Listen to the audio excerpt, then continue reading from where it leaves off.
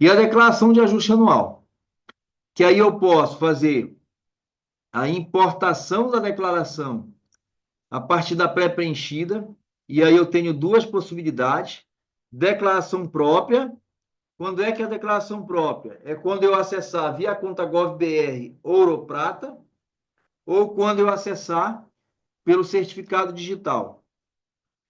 Geralmente, eu sempre sugiro que seja feita uma procuração, né? Que nós não tenhamos ali a conta Gov, não tenhamos o certificado do cliente, mas aí depende muito do que você analisa, da relação que você tem com o cliente. Eu não gosto de ter a conta e o certificado do cliente. Eu quero que ele faça uma procuração específica, tá? Dizendo, olha, o que que eu vou acessar? Só aquilo que diz respeito à declaração do imposto de renda dele. Não gosto de fazer aquela declaração completa, porque no dia que ele tiver o sufoco, ele vai querer que eu faça para ele. Ah, eu quero que faça uma nota fiscal. Eu falo, não posso fazer a nota fiscal. Então, aqui eu posso escolher o certificado digital ou a conta Gov que você tenha. Se for por procuração, você vai colocar o CPF da pessoa ali e vai acessar se ela te passou a procuração ou autorização. A gente consegue fazer uma autorização no ECAC para poder baixar a declaração. Então, você clicou ali, ele já vai falar assim, foi autenticado com sucesso, ele vai buscar a informação da declaração lá no ECAC, e aí ela traz as informações da pré-preenchida. Que aí traz os dados cadastrais, traz dependentes, alimentando se tiver, rendimento recebido de pessoa jurídica, e aí traz as informações dos bancos, né, dos investimentos em bolsa de valores que você tenha, rendimento no exterior, né, pagamentos, doações, bens, dívidas, tudo isso você vai puxando, né, da declaração pré-preenchida. E eu sempre oriento que você baixe a pré-preenchida, mas não confie 100% nela. Tá? Você tem que buscar a comprovação. Meu cliente, olha, apareceu isso aqui, existe? Não existe? Né? Hoje mesmo eu estou fazendo uma defesa de malha, só esse mês eu estou fazendo 5 defesas de malha fiscal, tá? Que apareceram aí, que é uma das oportunidades que eu digo para vocês. Comecem a divulgar isso, porque tem muita gente, mas muita gente, que não consegue. Então, vamos colocar aqui a importação, né? No caso de importação, eu já tenho que ter esse arquivo do ano anterior, do ano de 2024, e esse arquivo ele pode estar em qualquer lugar, ele pode estar no meu computador, ele pode estar num pendrive, ele pode estar em qualquer, pode estar na nuvem até. Eu consigo baixar através do Drive, tá? Para poder baixar essas informações. E é interessante que toda vez que você fizer uma declaração dessa, que você envie para o e-mail do cliente, além do recibo, você envie a cópia da declaração em PDF, você envie os documentos que ele lhe entregou e você coloque também o backup da declaração e o recibo e a declaração que fica lá no C do teu computador, lá na pasta Declarações de RPF 2025, tá? Na DIRPF 2025. E aí você manda aquilo. Por quê? Eu tive um problema com um cliente meu que eu não mandei por e-mail e aí o meu HD queimou. E eu estou tentando recuperar os dados dele. E é simplesmente a maior declaração que eu faço. Para ter uma ideia, só ações ele tem 301 ações. E aí eu estou vendo se ele manda uma procuração para eu poder acessar e baixar o que tinha no ano passado. Senão eu vou ter que digitar 600 não, 2.000 informações só para alimentar os investimentos dele. Então é sempre interessante que você faça esse envio da declaração. Tá? É bem interessante porque você já fica com a informação salva. tá? Manda para o teu drive, né? Faz um backup daquela. No final, terminou todas as declarações, faz um backup dessa pasta e coloca lá no drive, que é justamente para poder visualizar. Vamos fazer uma inicial em branco para nós conversarmos sobre todos os campos que nós temos nela. Então, nós já vimos na aula anterior que teve algumas mudanças, né? Aqui eu vou colocar a declaração de ajuste anual original ou retificadora, né? No caso da retificadora, é só se eu tiver que mudar alguma coisa, né? Se de repente não, eu errei, aí eu vou ter que ter o recibo anterior para poder fazer essa declaração. Daqui aqui nós já não temos mais a informação do título de eleitor, e aí eu vou ter que preencher com os dados do cliente, data de nascimento, se um dos declarantes é pessoa com doença grave ou deficiência física ou mental, que para efeito de prioridade, né? As pessoas que têm deficiência têm prioridade no recebimento da restituição. Se possui cônjuge, se houve alteração de dados cadastrais, se era residente no exterior e passou a residir no Brasil, né? Pessoa que está sendo repatriada, né?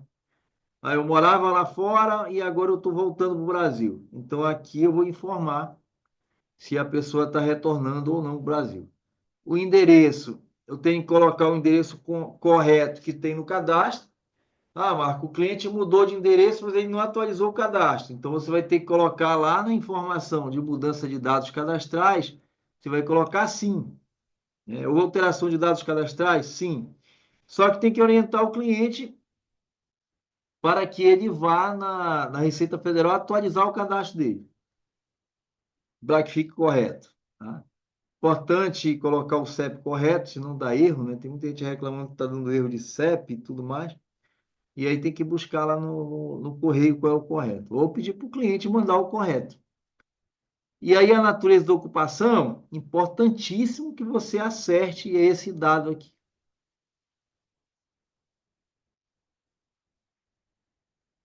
Marco, eu tenho três naturezas de ocupação. Qual é que vem para cá? Aquela que me remunera mais. Tá? É aquela que me tem a maior remuneração. Aí eu tenho que entrar aqui.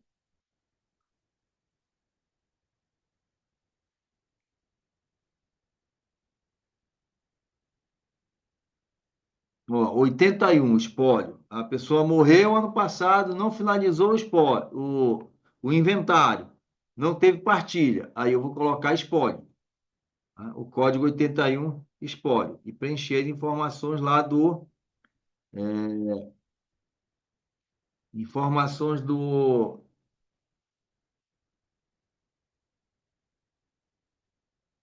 inventariante. Colocar o nome, colocar o CPF e os dados do inventariante, que é para informar para a Receita quem é que é responsável, quem é que pode, inclusive, fazer os atos necessários do decujus. Outra informação que eu tenho que preencher de forma correta, dependente, preenche logo o dependente, porque na hora que você for falar, vou fazer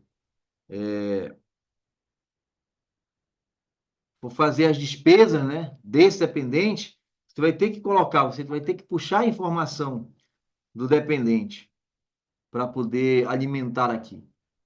E aí lá na planilha diz lá, o que que eu tenho que fazer? Enquadrar corretamente.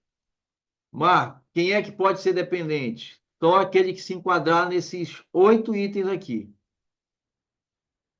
10 itens, né? Só quem se enquadrar nesses 10 itens é que pode ser dependente. Tá? Não tem outra alternativa. Ah, Marco, mas o cara paga tudo do irmão dele. Ele só vai conseguir fazer isso aqui se ele tiver a guarda até os 21 anos desse irmão.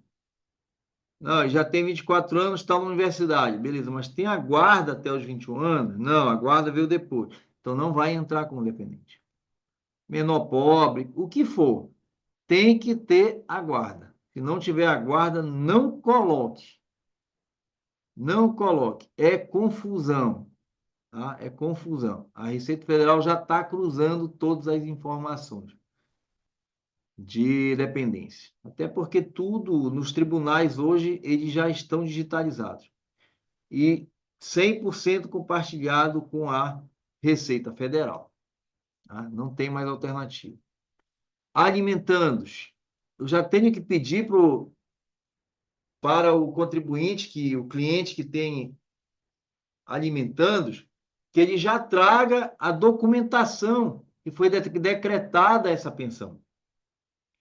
Então, eu tenho que ter o CPF da pessoa, tem que ter o data de nascimento, nome. Esse alimentando, ele é do titular ou é do dependente? Porque pode ser que o meu filho tenha um filho e ele tem que pagar a pensão. Eu vou dizer aqui, esse alimentando é do dependente, e aí eu tenho que informar o nome do dependente, e eu tenho que dizer aqui se foi escritura pública, se foi decisão judicial, ou se foi as duas coisas. Tá? Porque pode ter uma escritura pública e depois ter uma decisão judicial, pode ter alguma alteração no caso. Então, eu já tenho que pedir para o cliente estas informações. O ano passado foi a primeira vez que eles obrigaram a fazer isso aqui. Pensa numa dor de cabeça para encontrar. Porque não é fácil encontrar no portal do tribunal. Aí você tem que pedir para o cliente, busca isso. Aí, às vezes, ele tem que buscar o advogado, para ver se o advogado consegue levantar essa informação para ele. Tá? Então, peçam logo, se você tem cliente que agora vai ter que entrar o alimentando, peça logo a documentação correta, porque olha só o que tem que ter: CNPJ do cartório, nome do cartório, livro, folhas, unidade, município e a data da lavratura. Se for decisão judicial, número do processo judicial, a vara civil, a comarca e a unidade da federação e a data da decisão judicial. Se for as duas coisas, eu tenho que ter tudo isso para poder alimentar. Porque senão não vai conseguir transmitir a declaração. É informação obrigatória.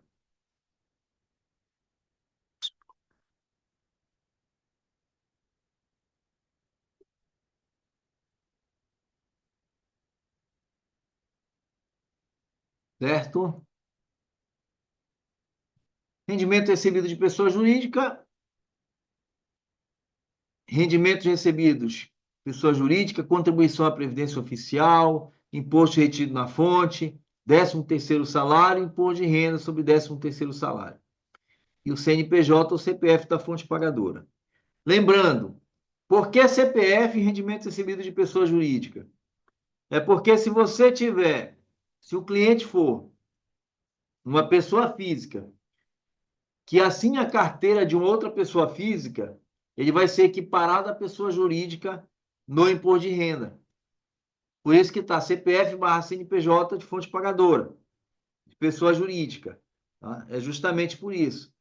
Porque você tem a pessoa física equiparada, é aquela que tem a contratação de outra pessoa física através do CAEPF, que antes era através do SEI, né? E agora é o CAEPF, que ela tem que ter. Tá? E o 13º salário aqui tem algumas informações que vêm das empresas, é que aqui não é o bruto, aqui é o líquido, né? Vou colocar o 13º e vou colocar quanto foi o líquido desse 13º, né? Que é o imposto de renda que foi retirado. Se você observar, nas aplicações financeiras, você vai colocar o líquido. Rendimento de aplicação financeira é o valor bruto menos o imposto que foi retido. E aí você coloca o líquido na declaração. Que é como está funcionando, né? Você vai pesquisar no ECA, que é a fonte pagadora, você vai ver que na DIF ela está calculando assim, o 13º. Tá? Você baixa pré-preenchido, ele já vem com líquido. Eu estou com um processo de malha aí que está meio complicado para caramba. Porque a pessoa caiu em malha, já passou por 5 contadores, cada um interpretou de um jeito e cada um fez uma retificação de um jeito diferente.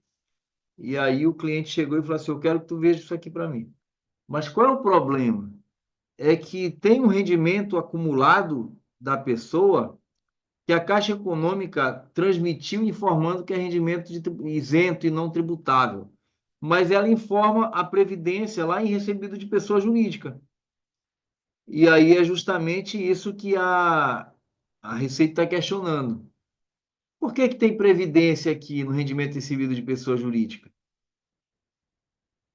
se não tem renda? Então, eu até inclusive hoje pedi para o cliente buscar a informação de onde é que veio esses 100 mil isento aqui que a Caixa Econômica informou. Porque se é baseado em alguma remuneração que o cliente que não foi recebido durante o período de trabalho normal, isso é RRA. Isso não é só rendimento isento. Ele é RRA. Então a gente tem que dar uma analisada, detalhado, né? E explicar para o cliente qual é o instrumento que ele tem que pedir, né? A decisão. De onde veio isso? Que é o cliente não sabe. Ele tem que pedir para o advogado do sindicato para mandar a cópia para ele para que nós podemos fazer, né? Tipo, é o precatório. Tem que ter a decisão do precatório para ver isso é referente a quê? Quantos períodos? Tá? Tudo isso tem que ser analisado direitinho. Aqui, ó, que eu disse para vocês que é rendimento recebido de pessoa jurídica, de pessoa física. Aqui é que você vai negociar com a pessoa física autônoma para fazer o carnê-leão dele, para não ter que preencher tudo isso aqui, ó, na época da declaração. Por quê? Se for na área da saúde, se for o valor que é dedutível, não tem jeito. Ele é obrigado a colocar o CPF de todos os seus pacientes. Todos os seus clientes têm que ter o CPF de quem pagou e o CPF do beneficiário.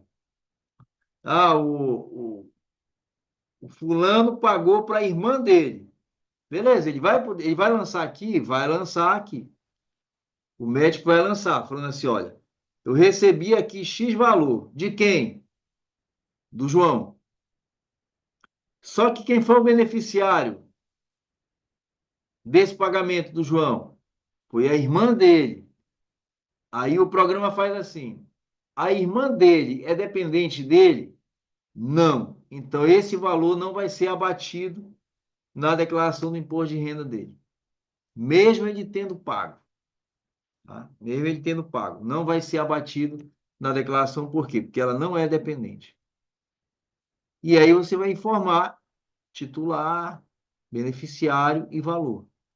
Então, se você conseguir fazer o carnê-leão todo mês, você já vai importar isso automaticamente para dentro da ficha do rendimento recebido de pessoa física e do exterior.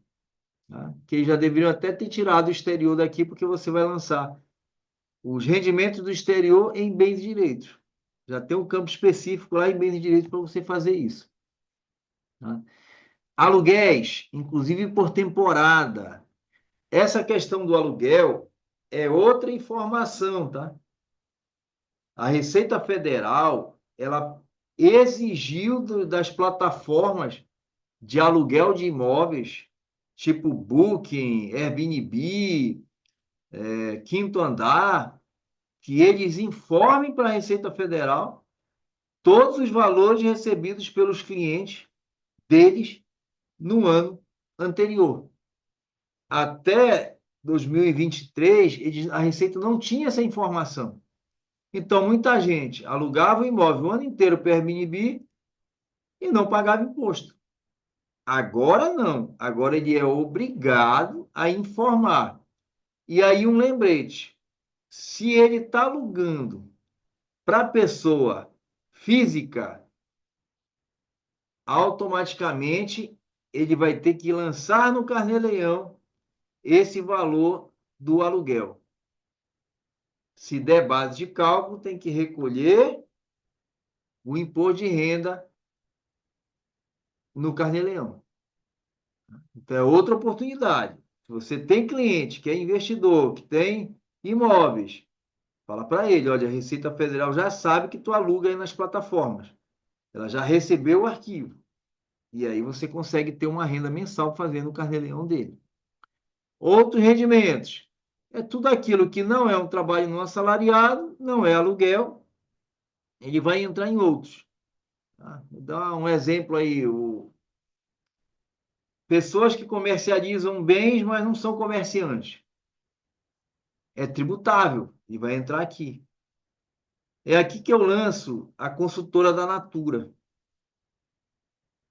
A pessoa que a Natura não tem informe, né?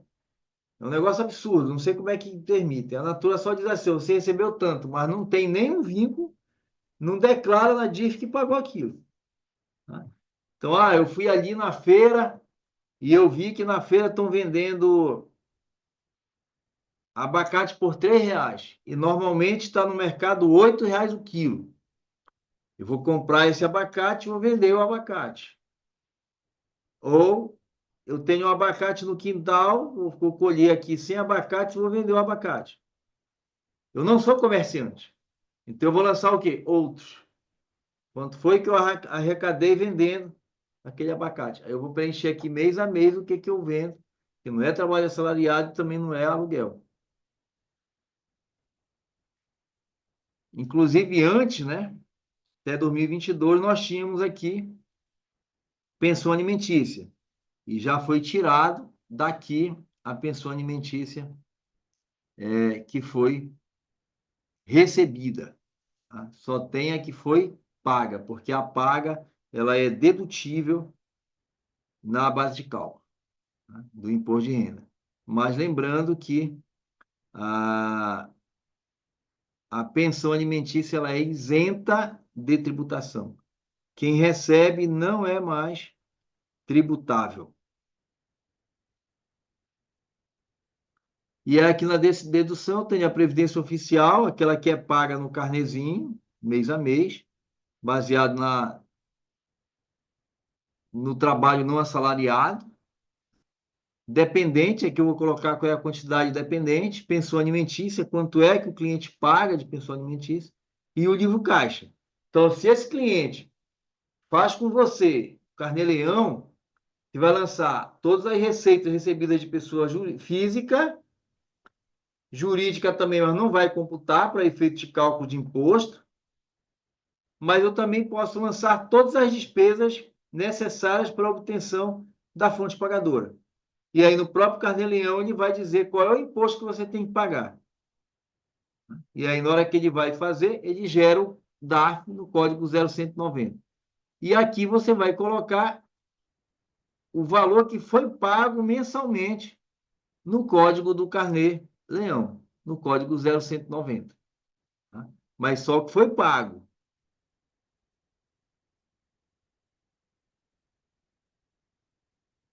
Porque aqui é uma planilha de cálculo, tá? De evidenciação.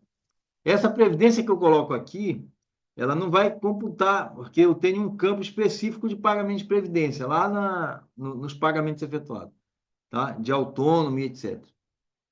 Então, essa é a ficha quando eu trabalho com autônomos, médico, dentista, psicólogo, terapeutas ocupacionais, fisioterapeutas, fonoaudiólogos, advogado trabalhista. Eu tenho que lançar aqui o CPF de todos os clientes desses contribuintes, obrigatoriamente, e já faz muito tempo. Aqui no rendimentos isentos e não tributáveis, eu tenho 26 informações específicas e eu tenho uma código outros. Só lance em código outros se realmente aquela informação não está especificada aqui. É um abono salarial, é um abono por tempo de serviço, é auxílio transporte. Não consta nenhuma informação específica aqui. Aí eu lanço em outros. Tá? Bolsa de estudo e de pesquisa caracterizado como doação, exceto médico residente ou Pronatec. Essa aqui é uma bolsa que não tem contraprestação. Foi doado. Aí você vai receber essa bolsa e não tem que dar contrapartida para ninguém. É aqui que vai entrar. Não é contrapartida de trabalho e nem benefício ao doador. Bolsa de estudo e pesquisa, caracterizada como doação, exclusivamente para estudos, pesquisas, recebidas por médico residente. Então, eu tenho, não é médico residente, e eu tenho os demais. Então, eu tenho que enquadrar corretamente essas informações, tá? Do jeito que está especificando. Capital das apólices de seguro e pecúlio, indenização por rescisão de contrato de trabalho, ganho de capital na alienação de bens e direitos, ganho de capital na alienação do único imóvel, até 440 mil, na venda do imóvel residencial para compra de imóvel residencial em 180 dias, que é uma das obrigatoriedades, inclusive, da declaração, lucros e dividendos recebidos, parcela isenta de proventos. Lembrando que esse lucro e dividendo recebido aqui, se você trabalha fazendo antecipação de lucro mensal, tem que constar na REINF essa informação, tá? Mês a mês ali, o que eu estou antecipando de lucro para o meu cliente. De rendimento de caderneta de poupança, letra hipotecária, né? E o rendimento de sócio ou titular de microempresa, né? Exceto o prolabore e aluguel, os serviços prestados, que isso entra lá como rendimento recebido de pessoa jurídica. Transferências patrimoniais, doação e herança. Lembrando que se você colocar aqui transferências patrimoniais, doação e herança, ele é isento de imposto de renda, mas tem que recolher o ITCMD em cima do valor que foi doado, tá? O valor que foi herdado. E eu tenho que informar o valor dessa doação, né? E pagar o ITCMD. Dependendo do estado que você está fazendo, ele vai ter uma variação de percentuais. E a pensão alimentícia já está aqui, ó. Então, eu tenho que ter todas as informações para poder preencher de forma correta, tá? Eu tenho que preencher de forma correta. Porque senão pode dar malha. Olha, essa tua informação não está batendo. Não está cruzada a informação correta aqui. Alguém disse uma coisa, você está falando outra. Ah, então eu tenho que ler cada campo desse antes de eu preencher a informação, antes de chegar no outros. Certo? Eu tenho que preencher isso. E aqui também tem a informação do rendimento de até 90% do transporte de passageiro, né? Trator, máquina e terraplenagem, e até 40% na prestação de serviço decorrente de transporte. Ganhos líquidos com ouro, ativo financeiro e alienação, e o rendimento sujeito a tributação exclusiva, né? Que são aquelas informações, o rendimento de aplicação financeira, juros sobre capital próprio, participação nos lucros ou resultados e outros. Lembrando que participação nos lucros e resultados é a participação no lucro do empregado, tá? Não é o lucro do empresário, é o lucro do empregado. Porque tem a lei que fala que participação de lucros de empregados acima de 6 mil reais tem que ser tributado exclusivamente na fonte. E aqui em outros vai entrar prêmio de loteria, concursos e etc.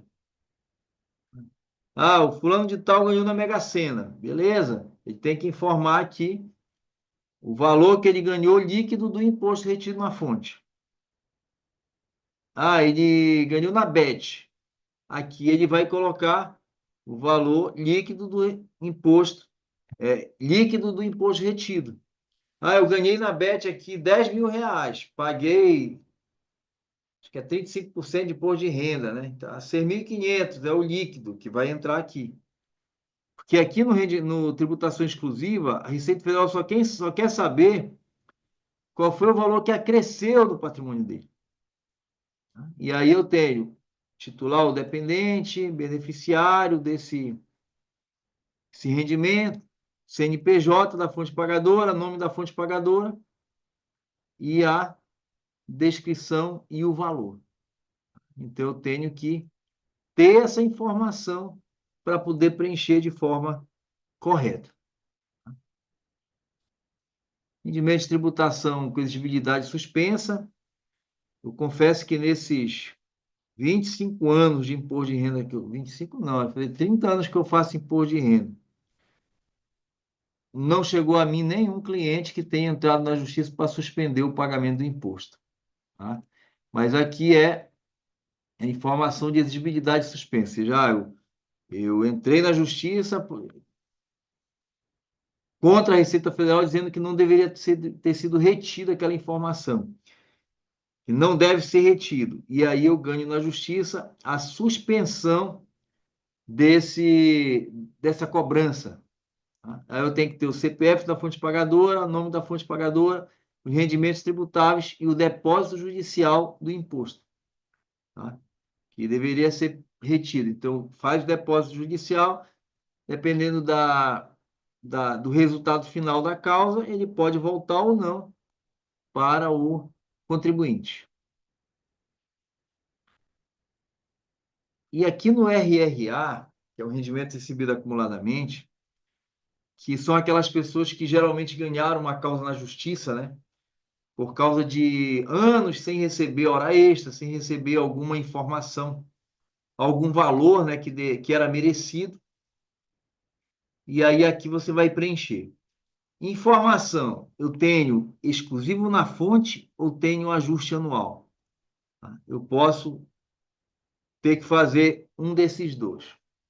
O que a legislação me permite? Que o contribuinte opte pelo mais vantajoso. Então, o que eu vou fazer aqui? Eu vou colocar o nome da fonte pagadora, eu vou colocar o nome da fonte, eu vou colocar os rendimentos tributáveis, 78 mil.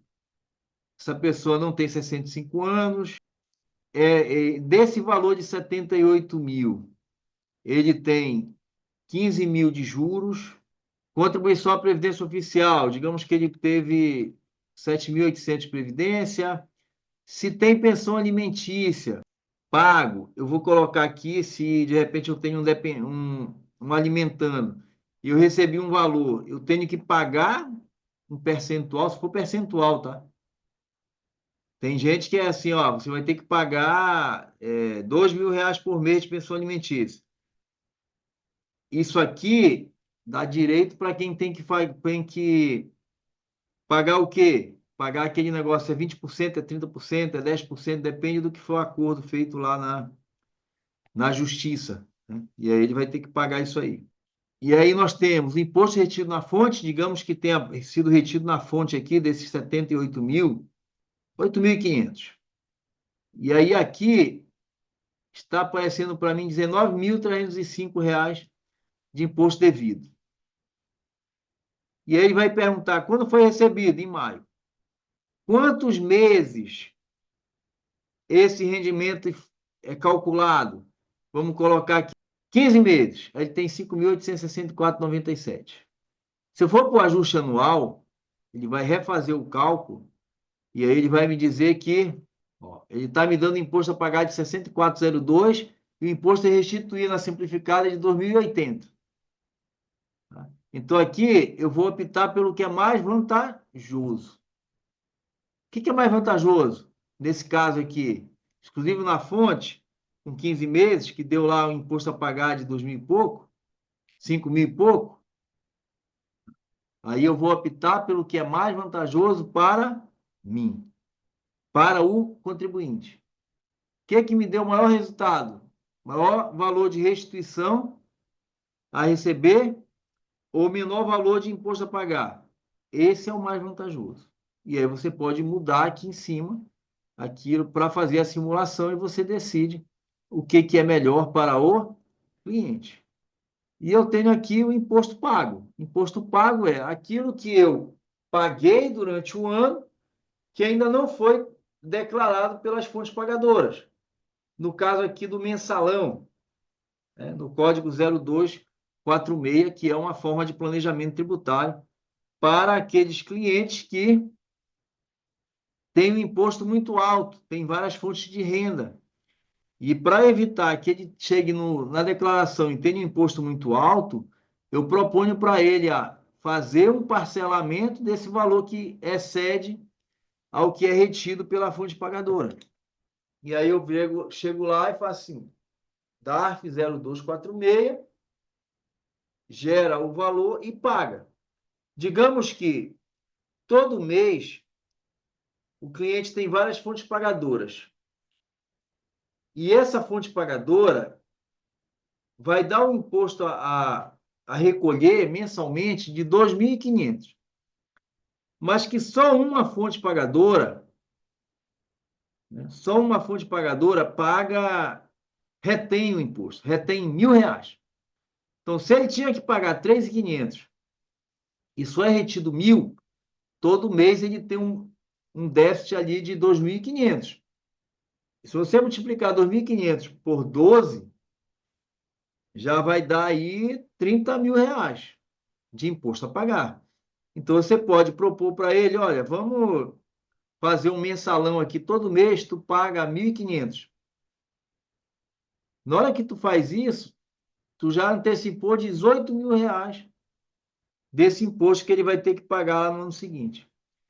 A diferença de você fazer antecipação é que você não vai pagar juro em cima dos 30.000.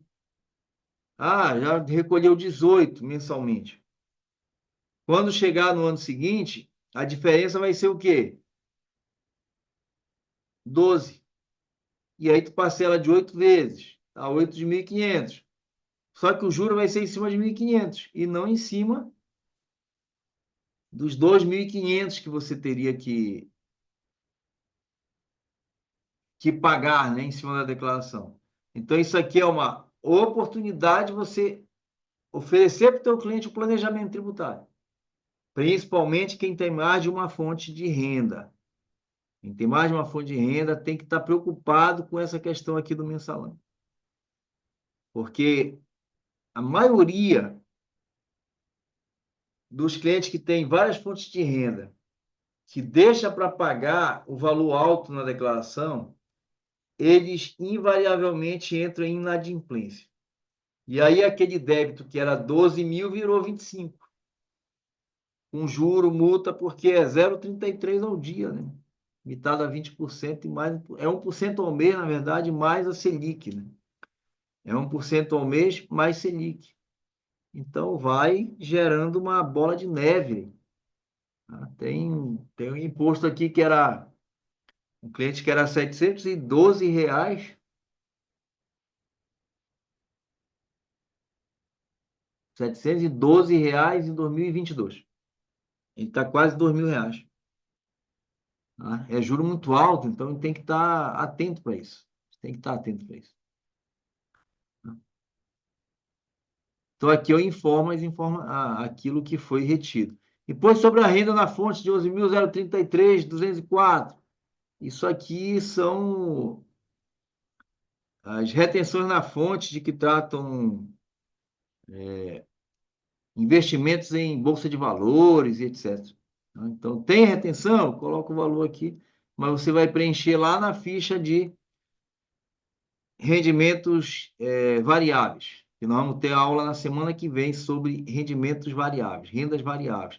Vamos destrinchar aqui na declaração como é que eu declaro, como é que eu calculo, como é que eu pago o imposto do rendimento da pessoa que investe em bolsa de valores, criptoativos, fundo imobiliário, fundo do agro e etc. E aqui as despesas também, a mesma situação. Eu tenho que ser muito criterioso na hora que eu enquadro a informação. Tá? Esse cliente que chegou ontem para mim para fazer a defesa de malha. O que eu identifiquei? Tem várias despesas. Clínica ginecológica. Tem 5 despesas em clínica ginecológica.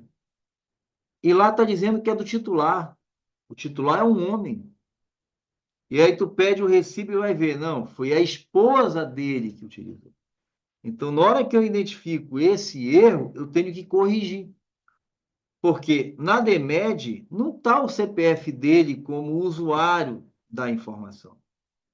Está o CPF da dependente dele. E aí eu tenho que ajustar, e se não, cai malha mesmo. Tá? É um dos erros que nós temos. Tá? É um dos erros que nós temos. E aí eu tenho que ter o CPF, a informação se é do dependente ou titular, que usufruiu daquele tratamento, nome do profissional, a descrição. Eu não vejo necessidade de pôr descrição aqui, tipo dentista. Aí a descrição vem lá, extração de dente. Eu não vejo necessidade de colocar, de preencher isso. Só se você quiser essa informação, né? Ou o cliente quiser a informação para lembrar ele o que que ele fez, o que que ele pagou. E aí eu tenho o valor pago e a parcela não dedutível. Parcela não dedutível não é obrigado colocar, tá? Mas o que que é a parcela não dedutível?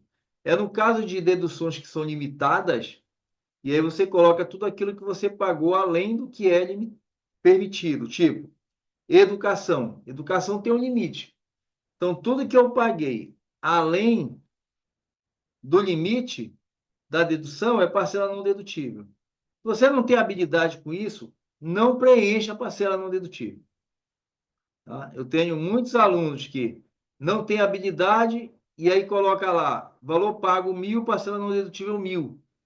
Não, mas é só o excesso que você vai fazer. Entra na parcela não dedutível também os reembolsos de plano de saúde. Já, olha, eu paguei R$ 300 no tratamento odontológico, mas eu tive o ressarcimento do plano de saúde. Então, aqui vai entrar a redução desse pagamento, desse reembolso. Tá? Aí eu vou colocar, é não dedutível, porque eu paguei, mas fui reembolsado, então não tem por que deduzir. Tá? Não tem por que ter a dedução, certo? E lembrando, enquadre corretamente aqui. Um alerta. Você tem cliente que é corretor de imóveis. Preste atenção que a Receita Federal ela está cruzando todas as informações e está buscando cada dia mais informação de aluguéis, corretores. Tá? Ela está cercando. Ela descobriu que o crime organizado lava dinheiro com imóveis. E aí ela foi lá e falou assim: Ei, eu quero todas as informações de imóvel. Não à toa nós temos aqui, ó, engenheiros, arquitetos, demais profissionais liberais, etc. Aí tem aluguéis de imóveis. O inquilino tem a obrigação de declarar o aluguel que ele paga de imóvel. Administrador de imóvel. Se eu contratei um administrador para administrar o meu imóvel, eu tenho que dizer quanto eu paguei para ele. E aqui, ó, corretor de imóvel. Se você pagou algum valor para o corretor comprar ou vender um imóvel para você, você vai informar aqui que você pagou para ele. Então, isso aqui é a teia que a Receita Federal está fazendo porque ela identificou uma fraude muito grande com utilização de imóveis. O que é que muitas das construtoras fazem com os corretores? Ela contrata o corretor, mas não paga o corretor. Ela remunera o corretor com cheques dos clientes e não dela mesma. Tá? Então, muito cuidado, oriente aí o seu cliente que é corretor, que trabalha com imóvel, que o cerco está fechado. O cerco está fechado. E se o seu cliente paga aluguel, ele tem que declarar que paga o aluguel. Por quê? Porque tem uma lei que ela equipara a penalidade tanto para o inquilino quanto para o proprietário, no caso que da Receita Federal identificar a omissão dessa informação na declaração. Então, eu omiti, eu estou colaborando para que o proprietário sonegue imposto. Eu vou ser penalizado por isso. Tá? Eu vou ser penalizado por isso. O enquadramento da Previdência complementar, também é importante que eu tenha esse enquadramento. Contribuição para a entidade de previdência privada complementar, de que trata o artigo 5º, ou seja, previdência complementar fechada. Previdência complementar, inclusive o FAP, de aposentadoria, a aberta. Então, eu tenho que enquadrar direitinho. Tem que perguntar para o cliente, vem cá, como é que tu faz essa declaração aqui? Como é que tu paga isso? Para quem tu paga? Que tipo de entidade é essa entidade que tu pagas? E aqui as pensões alimentícias, judicial, extrajudicial, de residente, não residente, e por escritura pública também. Tá? E aí eu tenho que preencher. Então, eu tenho que ter cuidado na hora que eu alimento isso aqui. E as doações efetuadas, aqui no campo de doações efetuadas,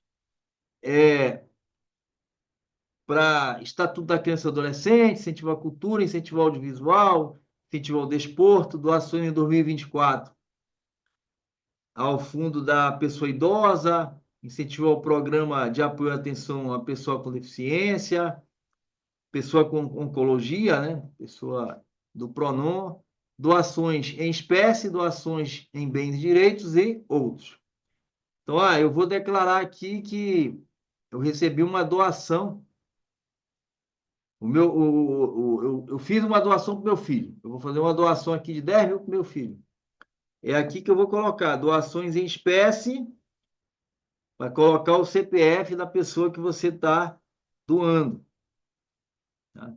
Doações em bens e direitos. Aí eu doei um carro para o meu filho.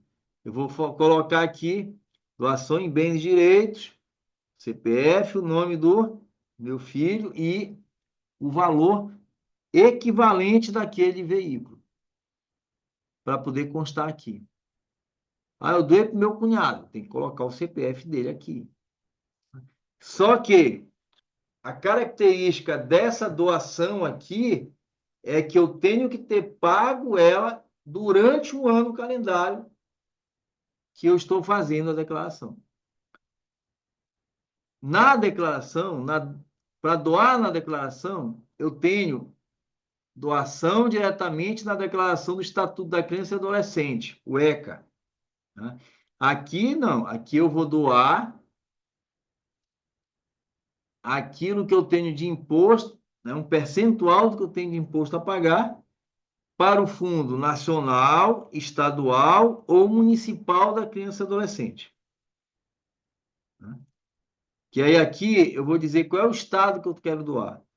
Marcos, eu tenho que doar só para um? Não, eu posso doar para vários. Né? Eu posso fazer doação para vários municípios. Posso doar para várias entidades. Eu só tenho que saber com a entidade se ela tem o direito de receber doações, né, para o incentivo. Nós recebemos, inclusive, semana passada, uma informação que é bem complicada, é bem triste, inclusive, do Hospital de Amor de Barretos, que a prefeitura está dificultando o resgate das doações que são feitas para o hospital. Que aí eles estão pedindo que seja feita a doação, né, para o hospital via o DARF, e aí na hora que você paga o DARF via Pix, a prefeitura de Barretos está dizendo que não reconhece o pagamento via Pix. E aí estão pedindo que você faça o pagamento via código de barras e mande para eles o recibo do banco, que aí eles conseguem provar, está aqui, ó, foi via código de barra, e tu compara o DARF com o pagamento. Tá? Eu acho um absurdo isso, porque eles têm ferramentas para poder checar essa informação junto da Receita Federal. Tá? Então, aqui eu posso clicar e vou dizer quanto é que eu tenho que doar. Lembrança, a doação é um percentual em cima do imposto devido. Tá? Deixa eu colocar uma renda aqui, só para constar. 40 mil. Então, na hora que eu venho aqui para doação diretamente, eu clico em novo, ele já vai me dizer quanto é que eu posso doar. Valor disponível para doação, R$ 832,77. E aí eu posso distribuir do jeito que eu quiser aqui. Ah, Marco, no meu município não tem. Manda para o Estado, que um percentual desse valor que o Estado arrecada tem que ir para o teu município. Não, município, escolhi o Estado. Aí eu vou escolher o Estado e vou buscar qual município. Só que só vai para municípios que criaram o fundo da criança e adolescente e o fundo do idoso. Então, 83277.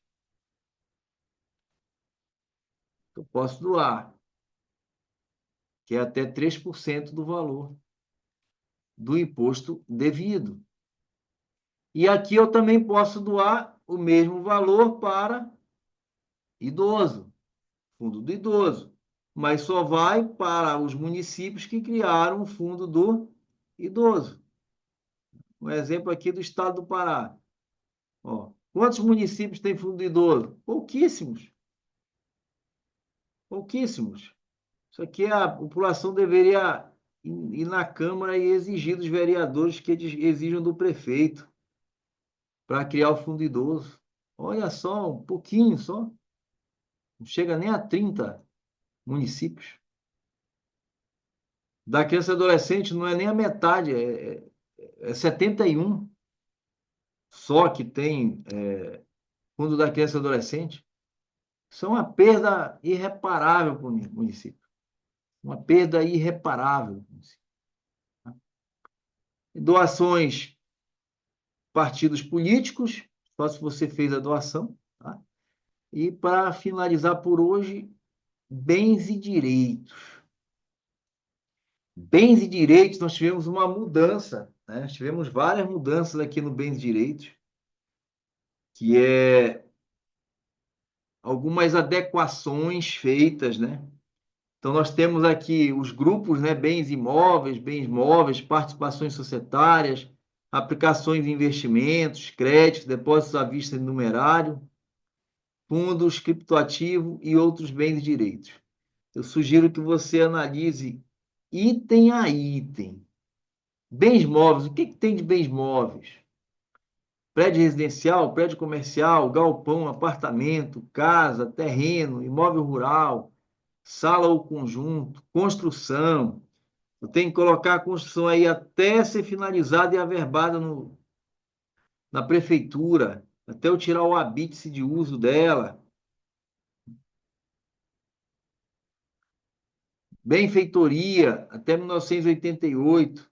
Então, se você fez alguma benfeitoria no imóvel até 1988, aí você vai lançar aqui o valor. Ei, Marco, Oi. no caso eu tenho um cliente que ele comprou uma unidade autônoma, essas que eles compram na planta. Ah, Ela entra aí como construção ou não? é um apartamento, é uma casa? É um apartamento. Não, você pode colocar ele como apartamento e descreve lá que é uma fração ideal do imóvel na planta, tal, tal, tal, tal, tal. Ah, porque aí só desse faz a descrição, né? Se for casa também coloca casa, né? Isso. Aqui é diferente assim. Comprei um terreno e eu vou construir. E aí eu estou construindo. Aí, então eu vou Ah, colocar como entendi, construção, entendi. certo? Certo, Ah, não, eu certo. comprei, eu estou comprando na planta, beleza, mas aí é a cargo da imobiliária. Construir, né? Isso. Entendi. Né? Uhum. Que é a Obrigada. fração ideal. Colocaram garagem avulsa e outros bens móveis. Antes não tinha garagem, né? Eles colocaram garagem aqui.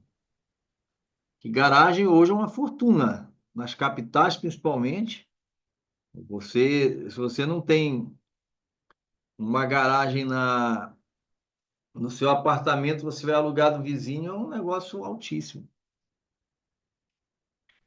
Então, aqui, bens móveis. veículo automotor, aeronave, embarcação, bem relacionado com o exercício da atividade autônoma. Então, aqui vai entrar o computador do contador, vai entrar a cadeira do dentista, vai entrar a maca do médico. Aqui, o que é voltado para os bens voltados para a atividade profissional dele? Entra aqui. Quadro, objeto de arte, de coleção, antiguidade, etc.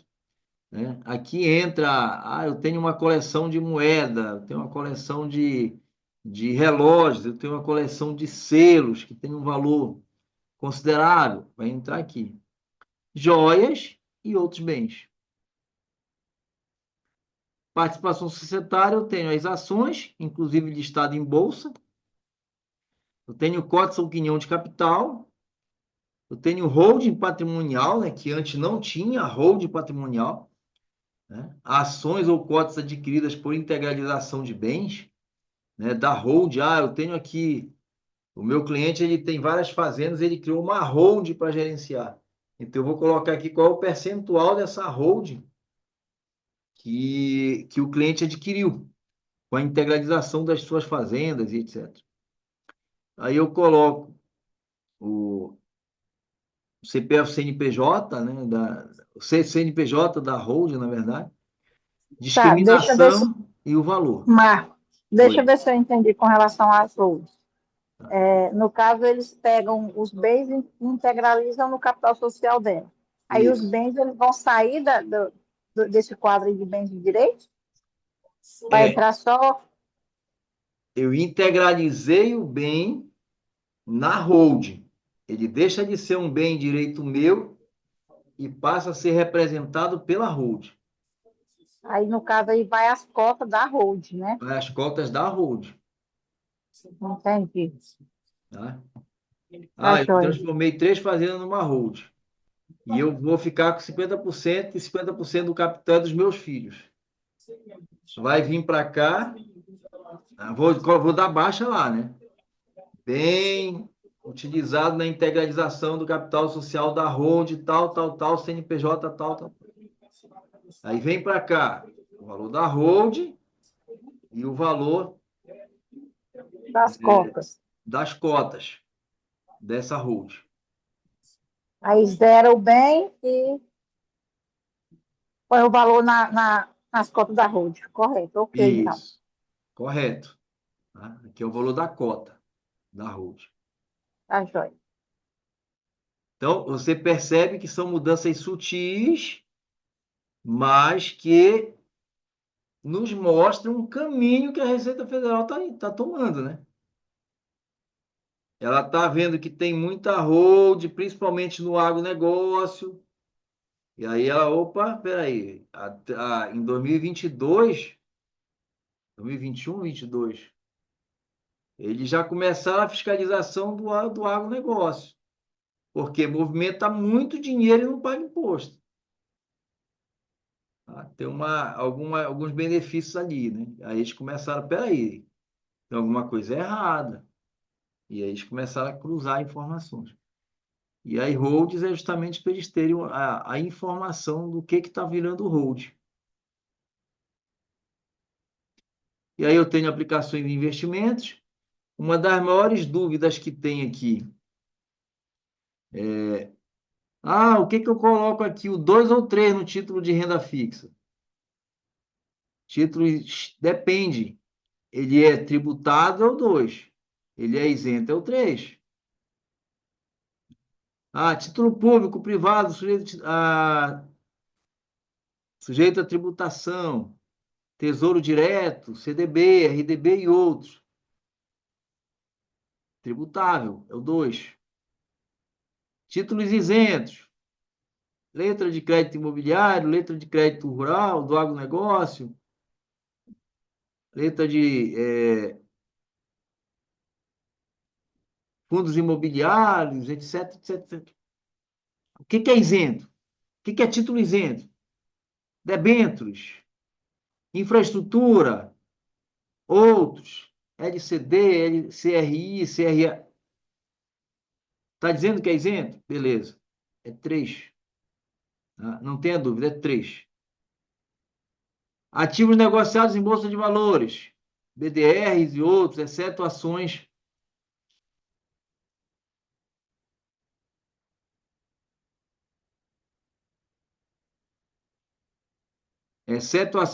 e fundos. 4. Ouro e ativo financeiro. 5. Porque tem pessoas que compram ouro, mas como ativo financeiro. Eu comprei ouro, mas está lá no banco, está lá no Banco do Brasil, que é quem comercializa a maior parte do ouro no Brasil, tá? E outros investimentos. Mas, como é que eu sei isso? Pedindo para o cliente o documento correto, pedindo para o cliente a informação do que ele está investindo. Créditos, empréstimos concedidos. Eu fiz um empréstimo para o meu irmão, fiz um empréstimo para o meu cunhado, fiz um empréstimo para o meu amigo. Empréstimos concedidos. Eu vou colocar aqui. Crédito decorrente de alienação. Eu vendi alguma coisa, mas eu ainda não recebi. Coloco aqui o crédito decorrente da alienação. E outros créditos. Aí qualquer crédito que eu tenha, eu coloco aqui. Que não se enquadre nem como empréstimo concedido, nem como crédito de alienação. Aí eu vou colocando aqui outros.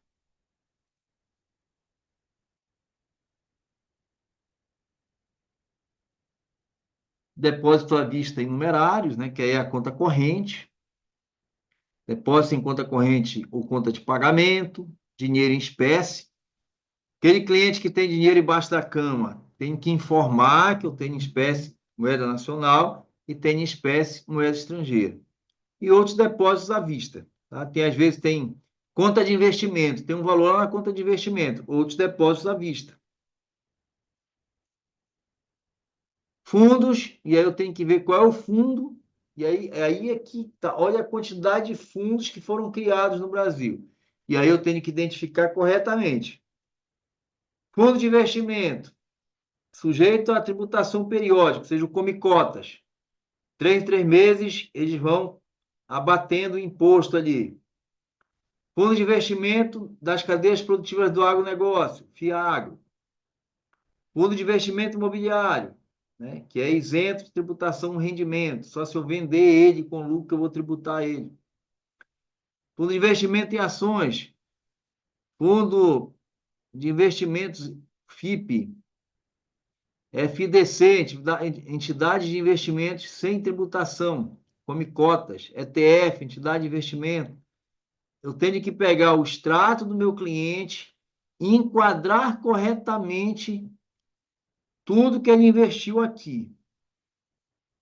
ETF, FIDC, empresas emergentes, fundo multimercado, fundos de investimento no exterior, eu tenho que enquadrar. Não posso sair jogando de qualquer jeito. A Receita Federal já falou que ela está utilizando a inteligência artificial para identificar todos esses erros. Por isso que ela foi melhorando a informação. Ela foi colocando coisas mais específicas na declaração. E aí você vê que aumentou e muito a quantidade de fundos aqui. Porque tem que ser o mais especificamente possível. Assim como nós temos as criptomoedas, tá? Os criptoativos. Que aí eu tenho Bitcoin, eu tenho outras criptos, né, que são os altcoins, Ethereum, Bitcoin Cash, Litecoin, Ripple. Eu tenho criptoativos conhecidos como stablecoins, que é o Tether, o USD. Onde é que vai ter isso, Marco? No extrato da corretora. No extrato da corretora. Se não tiver, exige que eles coloquem NFTs e outros criptos, né, que não se enquadrarem nessa relação aqui acima. O cripto, como é que tributa ele? O cripto ele tributa como se fosse bens de pequeno valor. Até R$ 35.000 é isento, ultrapassou R$ 35.000, vai ser tributado na tabela progressiva normal. do ganho de capital, ou seja, 15%, 17,5%, 22,5%, e etc. Cripto e investimento nós vamos tratar semana que vem. Todos eles. E outros bens e direitos, licença e concessão especial, título de clube e assemelhado, direito de autor, de inventor e patente, direito de lavra e assemelhado, consórcio não contemplado, VGBL, né, que é o Vida Gerador de Benefícios Livres, não confundir com PGBL, que é dedutível do imposto de renda em pagamentos, juros sobre capital próprio creditado e não pago, leasing com opção de compra a ser exercida no final do exercício, e outros bens e direitos. Então, esses são os campos que eu tenho aqui em bens e direitos. Repito, muito cuidado no enquadramento. Muito cuidado no enquadramento. Enquadre de forma correta. E para finalizar por hoje, dívidas e ônus. Lembrando, dívidas e ônus é quando você adquire a dívida. Sociedade de crédito e financiamento, estabelecimento bancário comercial, outras pessoas jurídicas, pessoas físicas, empréstimos contraídos no exterior e outras dívidas. Lembrando, financiamento de imóvel, veículo e etc. não é dívida. Tá? Só vai ser dívida dos bens que eu estou comprando se eu fizer o empréstimo, receber o dinheiro na minha conta e fizer o pagamento desse bem. E aí eu lanço 100% do valor lá no bem direito e a dívida, mas não é, financiei um apartamento. Não tem dívida no financiamento de apartamento. Financiei um veículo, não tem dívida no financiamento de veículo. Em bens direitos, eu só vou lançar aquilo que efetivamente eu paguei. Tá? Eu financiei o apartamento em 50 prestações de R$ 1.000. Eu só vou lançar em bens e direitos aquilo que efetivamente eu paguei. Então, vou colocar aqui imóvel, prédio comercial, residencial. E aí, lembrando, preencha as informações. E aqui embaixo quanto que eu já paguei até 31/12 do ano anterior. Quanto que eu já paguei até o dia 31 de dezembro do ano calendário. E aí eu coloco as informações. Todo ano eu vou alimentando e vou aumentando o valor daquele bem conforme eu vou pagando as parcelas. Não, mas está quitado o bem. Eu só faço repetir valor. Tá? Eu só faço repetir valor. Coloco o valor até o 31 de dezembro do ano calendário anterior, repito o valor no ano calendário atual. Certo? E doação de partilha. Espólio, nós vamos tratar uma aula específica sobre espólio e amanhã nós trataremos da ficha de renda variável.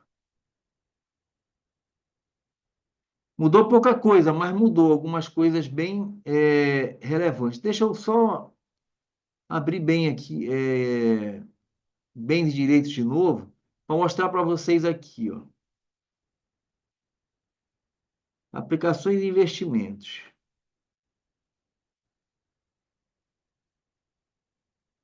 Ativos negociados em bolsa de valores. Não é esse aqui, não.